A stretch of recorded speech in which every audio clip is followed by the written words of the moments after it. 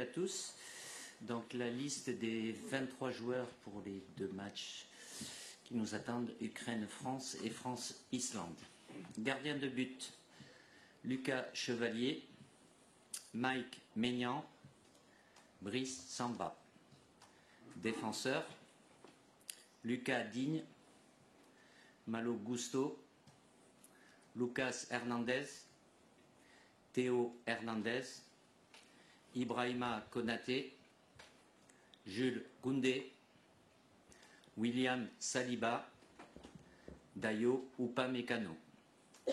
Milieu de terrain, Désiré Doué, Manu Koné, Adrien Rabiot, Aurélien Tchouamini, Kefren Thuram.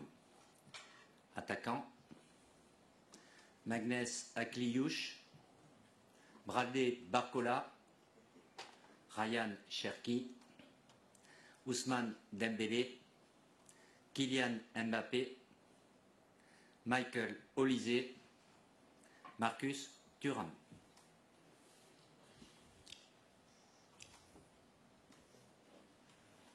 On va attendre qu'il visualise un peu au cas où. Bonjour Didier, juste là. Oui. Giovanni Castaldi, la chaîne L'équipe. Adrien Rabiot fait partie de votre liste. Il a eu une fin d'été un petit peu compliquée. Est-ce que vous avez pu échanger avec lui? Dans quel état d'esprit est-il? Est-ce que vous pouvez nous en dire un peu plus? Merci. Vous êtes curieux comme d'habitude. Oui, j'ai échangé plusieurs reprises avec Adrien. Je ne vais pas rentrer dans le détail. La situation, vous avez plus ou moins d'éléments. Donc voilà, il a fait sa préparation avec les matchs amicaux, son premier match, puis il s'est passé ce qui s'est passé. Et, évidemment, c'est pas une situation facile pour lui. Je ne sais pas ce qui va se passer d'ici lundi, quand il nous rejoindra. La seule chose, il le sait lui aussi, c'est que lundi, quand il nous rejoindra, ça sera réglé. Je ne sais pas dans quel sens, mais sa situation sera claire. Vous avez trouvé touché? Forcément, c'est jamais des choses faciles à gérer. Quand ça prend une ampleur médiatique, voilà, avec différentes personnes qui peuvent s'exprimer. Après, je ne vais pas dire qui a raison, qui a tort. J'ai discuté avec lui. Je sais très bien ce qu'il m'a dit. Après, vous avez peut-être d'autres infos.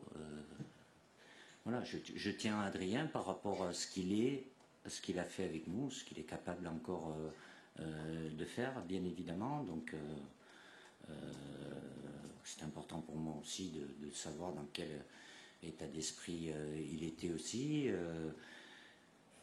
Et par rapport aux 2 matchs très importants qui nous attendent, donc c'est très bien qu'il puisse être avec nous pour ces 2 matchs.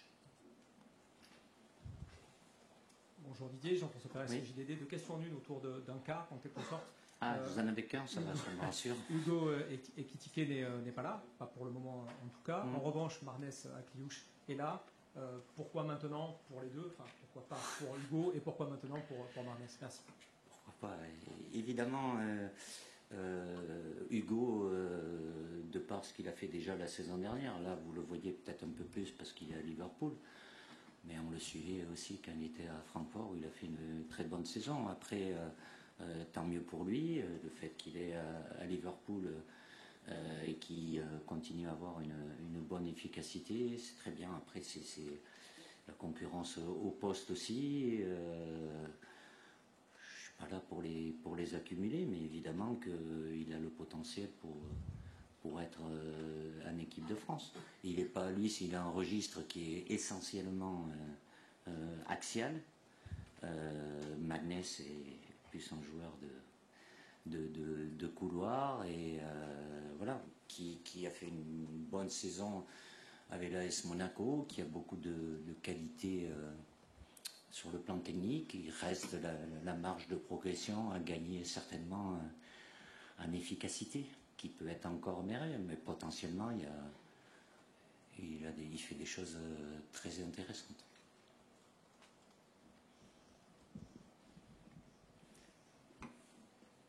Didier, Vincent Duluc à l'équipe. C'est ta 14e rentrée de sélectionneur. Tu as annoncé au mois de janvier que ce serait la dernière. Est-ce que ça provoque chez toi un sentiment particulier? Non, c'est clair, c'est net. Ça ne me change rien. Je ne vais rien changer pour ça. J'ai la même envie, la même détermination avec voilà, l'objectif qui est devant nous. Se qualifier, même si malheureusement c'est comme si c'était quelque chose déjà acquis, mais je sais trop bien que les phases de qualification sont jamais simples. Là on est en plus dans une formule réduite, on n'a que 6 matchs, donc c'est réglé entre septembre, octobre et novembre, avec rajouté à ça conditions athlétiques des joueurs qui est forcément pas optimale du fait qu'il y en a beaucoup qui ont repris tardivement, qui ont eu une préparation plutôt écourtée, donc focaliser là-dessus. Je vous le dis sincèrement, même si ça semble pour beaucoup une formalité, j'ai payé suffisamment cher à un moment dans ma première vie de se voir avant d'y être, faisant ce qu'il faut pour voir les États-Unis. Et ça passe là on a 2 équipes d'un très très bon niveau avec l'Ukraine et l'Islande, donc toujours un éveil. Évidemment que l'équipe de France est et reste compétitive avec beaucoup de joueurs de qualité, mais le haut niveau ne permet pas le moindre relâchement. Donc je suis, comme toujours, avec mon staff, bien focalisé là-dessus, sans penser, voilà, vous le savez, tout le monde le sait, ça change rien pour moi, si ce n'est après un objectif, il y a toujours un autre objectif, et là on en a un qui est essentiel et très important, c'est la qualification pour la future Coupe du Monde. Bonjour Didier, Nicolas Paillard, il faut Sport Plus qu'on a plus au niveau des caméras. Quand on regarde la liste des attaquants, on voit des hommes très en forme, une richesse au niveau offensif de l'équipe de France. Est-ce que ça vous fait plaisir déjà? Et comment bien conjuguer tout ça pour être encore plus efficace au niveau de l'attaque des Bleus? Merci. Oui, il y a un potentiel entre ceux qui sont là et ceux qui pourraient y être. J'ai le choix. Donc forcément, je ne peux pas tous les prendre, mais à nous de faire en sorte de maintenir cette efficacité offensive qui est plutôt bonne, que ça n'aille pas à l'encontre de la solidité défensive aussi, mais j'ai jamais eu l'idée première de ne pas faire une équipe qui puisse créer des problèmes à l'adversaire. Maintenant, de par le statut qu'a l'équipe de France, évidemment, qu'il y a une attente qui est de plus en plus élevée, importante, des exigences aussi, donc voilà, avec un groupe malgré tout, malgré la qualité, c'est un groupe qui est jeune, très jeune, qui a été rajeuni bien évidemment, qui a moins d'expérience, moins de vécu, mais en capacité, en potentiel, il est important, mais ça passera. L'année dernière la saison dernière a été importante dans ce sens-là, puisqu'il y a beaucoup de joueurs entre ceux qui sont revenus et ceux qui ont été intégrés. Et voilà, ça ne se fait pas en claquant des doigts le très haut niveau international avec les équipes nationales. Donc c'était mon objectif, j'ai maintenu ça et c'est quelque chose qui va nous servir sur cette saison aussi, et là avec l'objectif qui est très important pour nous. Oui. Bonsoir, bonjour Didier, Philippe Sanforge pour RTL. Lucas Chevalier intègre l'équipe de France pour son 4e rassemblement consécutif. Il semble s'installer dans le groupe, mais il n'a pas encore eu de minutes de jeu, pas de sélection. Est-ce qu'on peut l'envisager sur un des 2 matchs ou est-ce que c'est pas le bon tempo? Écoutez, il est là. Sur un plan personnel, évidemment, son changement de club l'expose aussi plus. Non pas qu'il n'avait pas de lumière à Lille et d'exposition médiatique, mais c'est pas la même qu'au PSG. Donc il est là. Après, évidemment, il y a une hiérarchie chez les gardiens, même si je vous apprends rien, elle peut être évolutive, mais c'est très bien pour Lucas, ce qui j'enlève rien à Mike avec ce qu'il a été capable de faire avec nous, où il a été très décisif au mois de mars, et il a été aussi au deuxième match contre l'Allemagne. Donc je ne vais pas me plaindre là aussi d'avoir des gardiens, ça a été souvent le cas, d'avoir 3 gardiens de haut niveau, sur le fait de pouvoir jouer. Je sais qu'il attend ça sera une étape aussi. Ça se passera là ou plus tard, ça arrivera à un moment ou à un autre, même si je sais que c'est important aussi le poste spécifique de gardien, et j'ai toujours fonctionné comme ça, que la priorité reste le numéro 1, à partir du moment où il maintient son niveau de performance. Les joueurs de champ, il y a un peu plus de changements, le gardien c'est un peu plus spécifique, mais logiquement il sera amené lui aussi à connaître sa première sélection. Oui, bonjour Didier, François Pinet, RMC Sport. Je reviens un petit peu rapidement sur le cas d'Adrien Rabiot, que vous connaissez très bien, qui a eu des moments parfois difficiles avec l'équipe de France, qui est devenu quelqu'un d'important en équipe de France, vous qui le côtoyez dans les vestiaires. Est-ce que c'est un joueur qu'on gère un peu différemment par rapport à d'autres joueurs?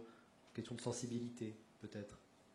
Non, même si je parle pas forcément de la même façon avec chaque joueur. Quand je suis en entretien ou dans les discussions qu'on a, Adrien, oui, évidemment, parce qu'il y a un petit moment, même s'il a eu un moment une pause aussi, mais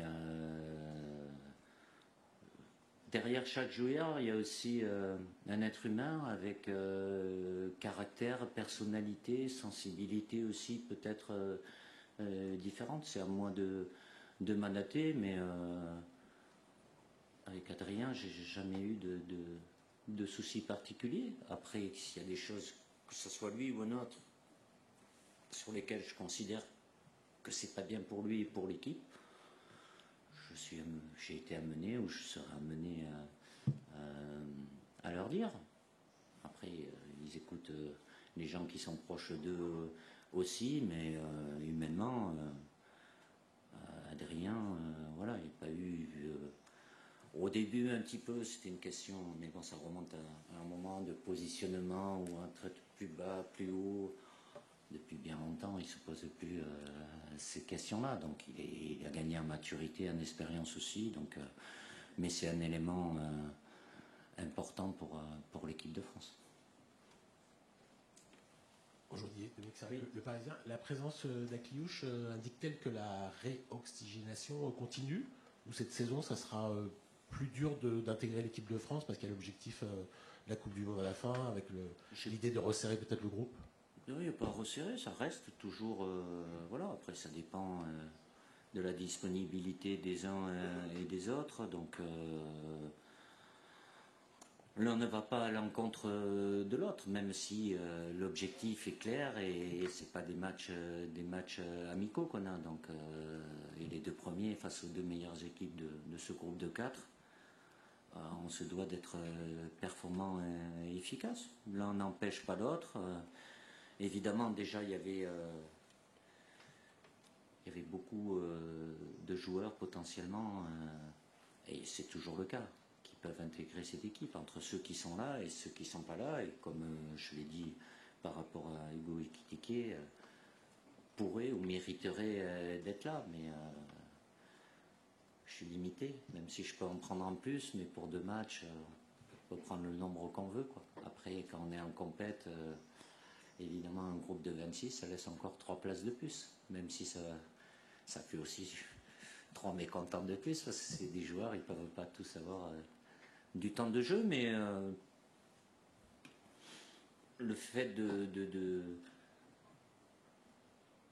c'est pas que d'avoir des nouveaux joueurs. Après, il y a le potentiel, ce qu'ils font dans leur club, à moi et mon staff, de pouvoir identifier que potentiellement il y a tout ce qu'il faut pour être au très haut niveau international. Certains, je ne vais pas en citer, mais des fois ça met un petit peu de temps, donc ça demande évidemment de la patience, de la confirmation. Pour d'autres, ça peut être très rapide aussi, mais il y a toujours de mon côté cet esprit d'ouverture. Évidemment, comme on n'a pas beaucoup de temps pendant les rassemblements, des séances, c'est quand même aussi important d'avoir un noyau dur qui a l'habitude, qui a des repères. Après, ponctuellement, je peux être dans une situation où il y a des joueurs blessés, absents, et être amené à... Mais sur le moment, c'est jamais, comme ça a été le cas d'ailleurs au mois de juin, avec surtout la ligne défensive qui était touchée avec l'absence de Dayo Upamecano, William Saliba et Jules Koundé. Voilà, ça élargit les possibilités à chaque rendez-vous, là, septembre, octobre, novembre, avec des choix qui sont forcément limités par le nombre. Bonjour Didier, Damien Degan, l'équipe. Oui. Tu évoquais tout à l'heure la jeunesse de ton groupe et le peu de vécu. Est-ce qu'un joueur comme N'Golo Kanté a une chance de revenir avant la Coupe du Monde? Et pourquoi ne pas avoir pris Benjamin Pavard?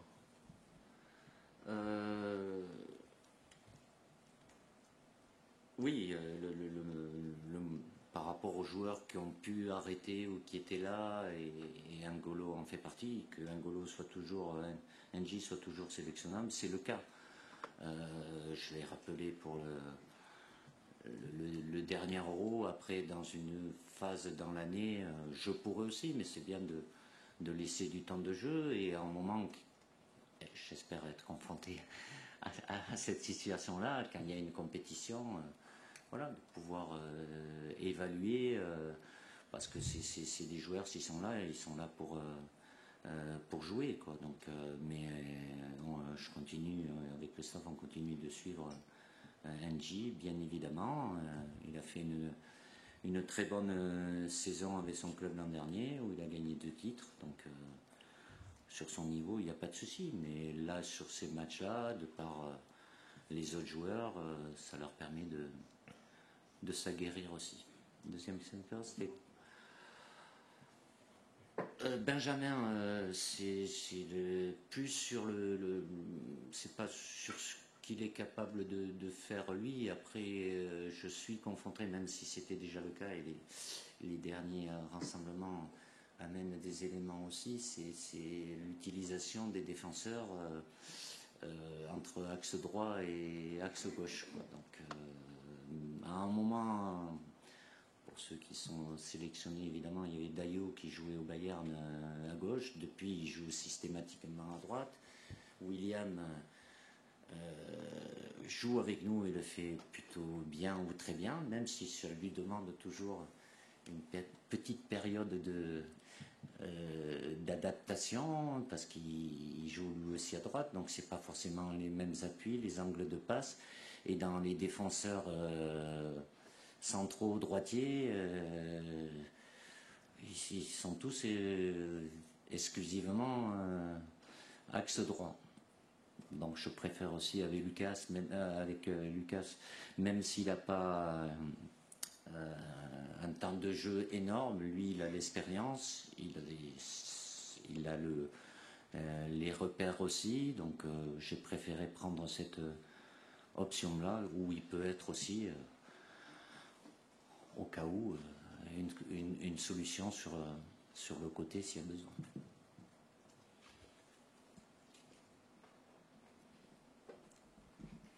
Bonjour Didier, Ilias Peters, oui. 90 000. Vous avez choisi de ne pas faire appel à Warren Zaïre-Emery aujourd'hui. Vendredi, juste après la victoire d'Angers, il déclarait qu'il avait lui-même besoin de retrouver du plaisir et de la confiance. Est-ce que vous avez un petit conseil à lui donner pour retrouver son meilleur niveau? Et deuxième petite question, vous avez cité Désiré Doué parmi les milieux de terrain. Est-ce que selon vous, c'est un joueur qui peut évoluer un peu plus bas sur le terrain? Merci. Alors pour Warren, sa situation a évolué, mais déjà la deuxième partie de la saison dernière, où même s'il y avait les répétitions du match, mais voilà, il y a une concurrence qui est très élevée et ou qui l'a amené à avoir moins de temps de jeu. Bon, là, il n'y a eu que 2 matchs de championnat, même s'il y a eu la Super Coupe aussi. Qu'il garde confiance en lui, bien évidemment. Du fait de moins jouer, ben, c'est jamais l'idéal aussi. Après, il a eu une ascension précoce assez fulgurante aussi. Je ne vais pas dire qu'il est dans le dur, hein, mais bon, après c'est lié. De moins jouer, ou les matchs importants, de moins les jouer, ça n'aide pas non plus. Je ne suis pas inquiet pour Warren. Il venait régulièrement depuis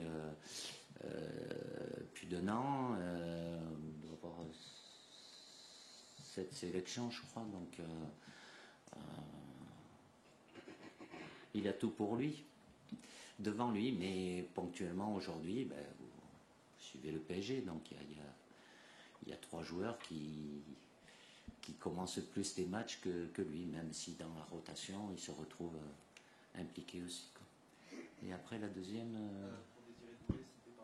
Oui, je me mets au milieu. Après, c'est pour équilibrer un peu. Autrement, vous allez dire que je suis un entraîneur trop offensif. Je ne voudrais pas que vous en y arriviez à cette conclusion-là, quoi. Mais c'est un milieu offensif. Comme Michael Olise est un milieu offensif. Comme Ryan l'est aussi. Entre milieu offensif, c'est pour répartir, pour qu'il n'y ait pas trop de... Mais il a cette capacité, mis à part, et c'est pas une plaisanterie, mais il a cette capacité aussi à pouvoir, il le fait avec son club, c'est pas le même registre, il est moins décisif que lorsqu'il est dans la ligne d'attaque, mais il a aussi cette polyvalence et la possibilité de pouvoir jouer au milieu. Rebonjour Didier, Giovanni Castelli, la chaîne L'équipe. Est-ce que ça vous a traversé l'esprit de rappeler Olivier Giroud? Vu la situation de Randal Colomwani, il fait un bon début de saison à Lille. Et deuxième petite question par rapport aux anciens... il y a toujours par deux. Hein, de 2018, vu ce qui s'est passé avec Warren Zaïre-Emery, est-ce que ça vous a aussi traversé l'esprit de rappeler Corentin Tolisso? Merci. Oh, bah, apparemment, vous n'avez pas été gentil avec lui, hein, il s'en rappelle. Hein. Pas du tout. Ah, il y a les images, hein, ça sont implacables. Hein. On oublie des fois ce qu'on a dit il y a 1 an, il y a 2 ans. Hein. Moi aussi, moins. Bon. J'ai perdu le fil. Olivier. Non, mais Olivier a été clair. Alors, il a rajouté 3 mots qui vous intéressent par rapport à tout ce qu'il a pu dire. Jamais dire jamais. Ah, vous avez retenu que ça, apparemment. Mais il a dit beaucoup d'autres choses. Je suis très heureux pour lui que ça se passe comme ça. Tant mieux. Même avant ce début de championnat, il a une cote d'amour qui n'a pas toujours été au même niveau, même de votre côté d'ailleurs. Vous en faisiez peut-être partie comme d'autres, mais enfin bref, tant mieux. Après, voilà, il a fait ses adieux. Et il sait qu'il y a une nouvelle génération, comme il a dit. Il a été un joueur très très important, décisif pour nous, qui a mené, qui a contribué à des titres. Tant mieux. Il a eu une saison difficile, très difficile, la saison dernière aux US. Et là, que ça continue. Il doit bien le vivre. Et c'est toujours agréable de sentir ce soutien populaire et médiatique. Qu'il n'a pas toujours eu. Coco a fait une bonne saison, il reste, voilà, il est surtout dégagé de ses pépins physiques qui ne lui permettaient pas d'enchaîner, donc il fait partie et on suit bien évidemment. Même s'il a une position qui est un peu différente aussi, qui est plus haute, où il est performant avec son club. On est attentif, il n'y est pas là, mais de par ce qui peut se passer, même si c'est un joueur voilà, qui a un vécu, une expérience, même si les années passent aussi, mais Je suis déjà content pour lui qu'il soit performant comme il est, qu'il ait envie de l'équipe de France, oui, ils en ont tous envie. Là, c'est pas le cas. Après, on verra, même si évidemment il y a beaucoup de monde, parce que des joueurs qui sont venus, vous allez peut-être m'en ressortir un autre, même s'il n'a pas encore repris. Oui, oui. Paul. Ah.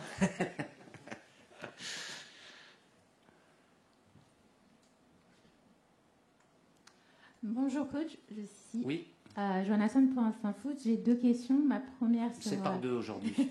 Ma première sur Warren. Est-ce qu'on peut envisager qu'il va rejoindre les espoirs? Et ma deuxième, c'est sur le capitana. Est-ce qu'on peut s'attendre à un changement de vice-capitaine cette saison? Alors, pour Warren, une question un peu, non, pas délicate.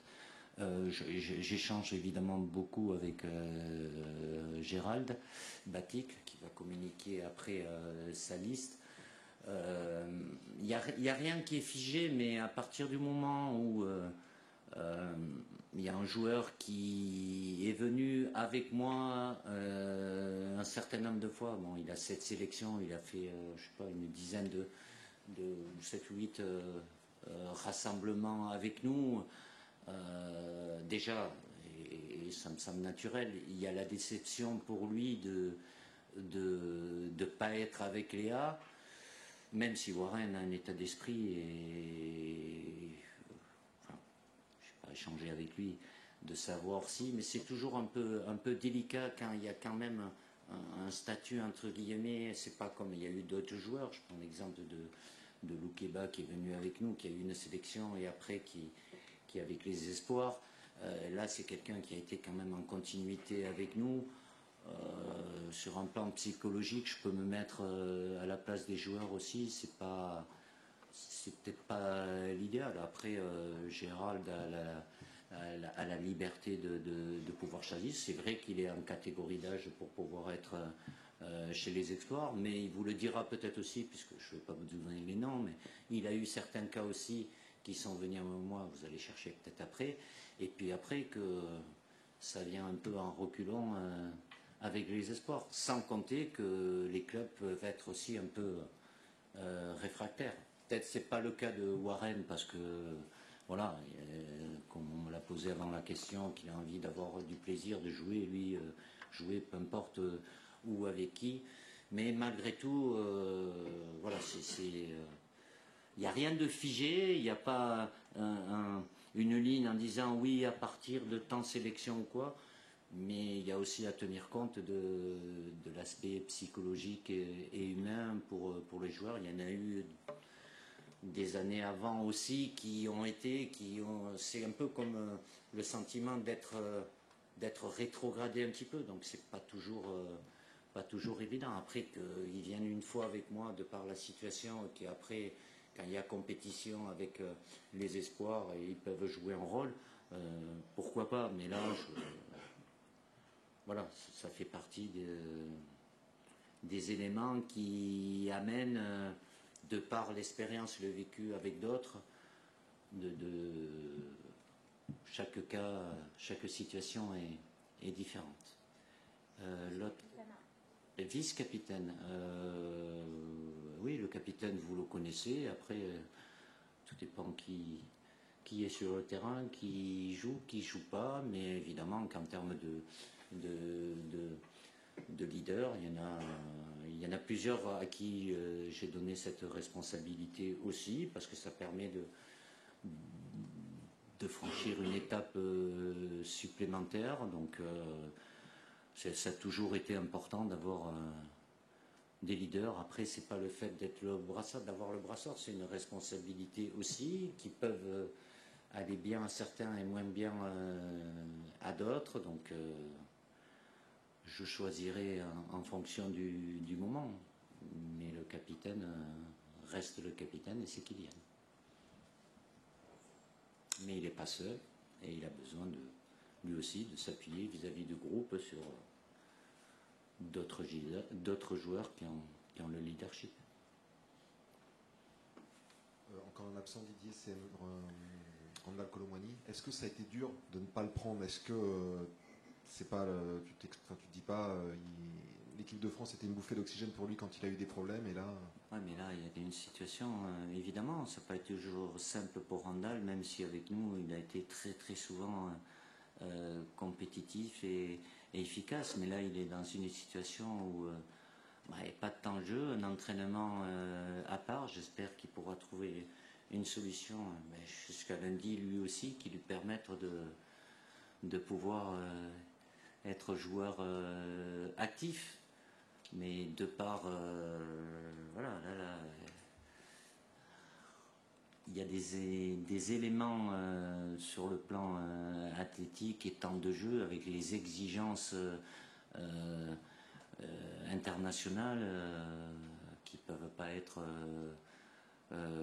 compatibles forcément, même s'il s'entraîne, mais à part, je ne sais pas avec qui et comment, mais il n'est pas dans un rythme normal d'une équipe et il ne participe pas au match non plus, donc, et ça fait beaucoup de temps puisque depuis cet été, voilà, alors que là, déjà que j'ai des joueurs qui, par la force des choses, ne sont pas et ne peuvent pas être au maximum de leur potentiel, voilà, je lui souhaite, comme lui aussi le souhaite certainement, qu'il y ait une situation qui puisse se régler, qui va dans son sens d'ici lundi. Oui, Didier, Marcus Thuram compte 30 sélections et 2 buts. Est-ce qu'il est très très fort avec l'Inter. Est-ce qu'il y a un blocage en équipe de France? Je sais pas, je pense pas. Peut-être, il y a un cap à franchir. Après, à sa décharge, voilà, il joue dans un système bien spécifique à l'Inter, à 2 attaquants. Avec nous, je ne l'ai pas souvent utilisé dans un poste axial, je l'ai utilisé sur le côté, même si c'est quelque chose qu'il est capable de faire et qu'il a fait avant d'être à l'Inter. Il a tout, et chaque saison, la saison dernière a été très bonne pour lui à l'Inter. Là, il est bien reparti aussi, donc il a des situations, mais malheureusement, ça n'a pas basculé du bon côté avec nous, même si, je le répète, j'ai eu à plus l'utiliser dans un rôle sur le côté que plus dans l'axe.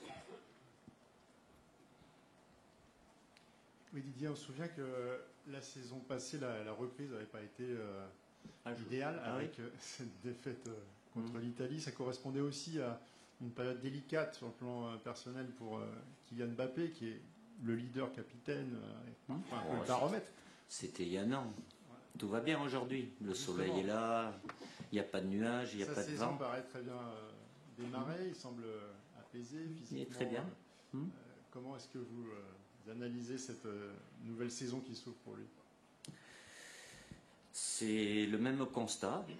Il a peut-être eu plus de temps aussi pour le permettre, parce que le changement l'an dernier avait été très très court, et avec tout ce qui a pu se passer, évidemment, même si Kylian a une force de caractère et un mental très important, mais ça reste un être humain, et lui aussi, à un moment, ça a été difficile, mais voilà, il a fait une saison, quoi qu'on puisse dire, même si son équipe, à part la Supercoupe, n'a pas gagné de titre, mais lui, il termine quand même meilleur buteur européen. Et là, il est reparti sur de très très bonnes bases, au-delà de l'efficacité qu'il a et qu'il a toujours eu, et affûté.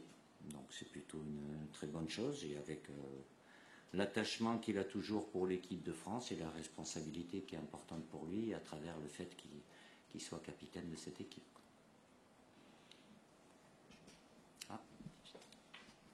Bonjour Didier, on a beaucoup parlé des absents, mais il y a aussi comme un joueur... il y a des présents aussi. Oui, il y a un joueur qui continue de s'imposer, c'est Manu Koné, qui n'a manqué aucun rassemblement depuis sa première l'année dernière à ce même moment de l'année.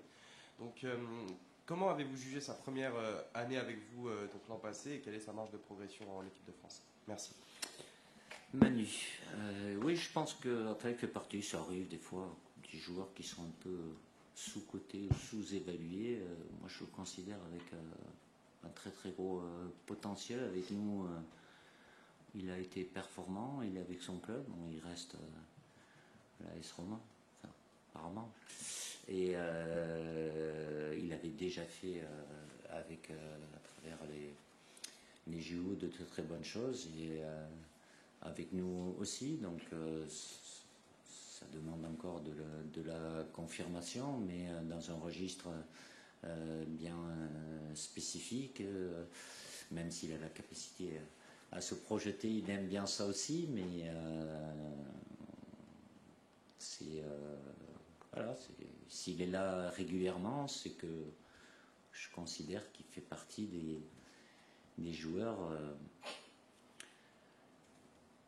qui sont appelés à chaque fois. Après le temps de jeu, bien évidemment, il peut être plus ou moins important, mais à chaque fois que j'ai eu à faire appel à lui, il y a des petites choses à corriger, notamment dans ses débuts de match où il a souvent tendance à se faire cartonner. Donc quand on est milieu de terrain, qu'on prend un carton très tôt, voilà, des fautes qu'il peut éviter, mais après que ça soit en termes de récupération et dans l'utilisation du ballon, il est capable de faire des choses très intéressantes.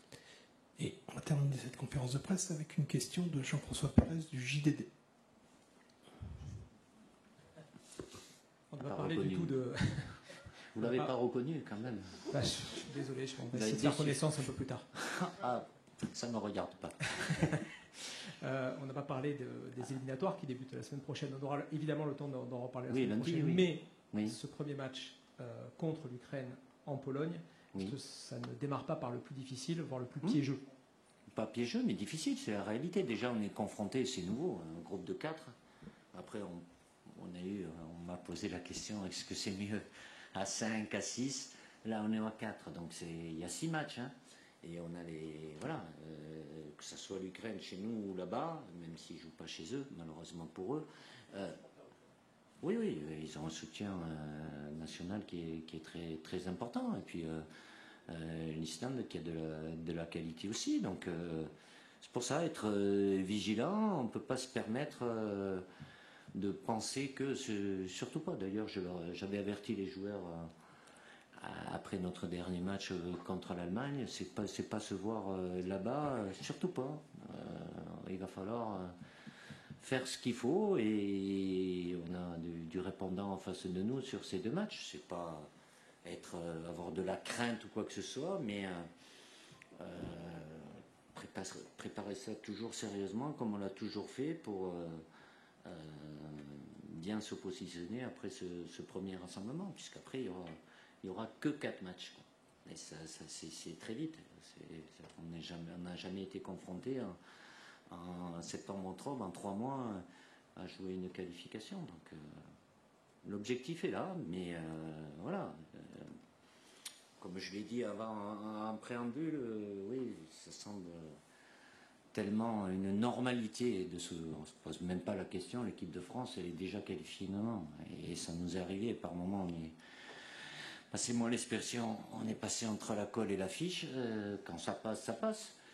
Mais bon, ça remonte. Mais des fois, ça passe pas. Donc, respectons nos adversaires. Que l'équipe de France soit forte, qu'il y ait du potentiel, oui. Et ça doit nous permettre d'atteindre cet objectif. Voilà, merci. Et rendez-vous lundi à Clairefontaine à 14h, toujours avec Didier. Bon déplacement en transporté.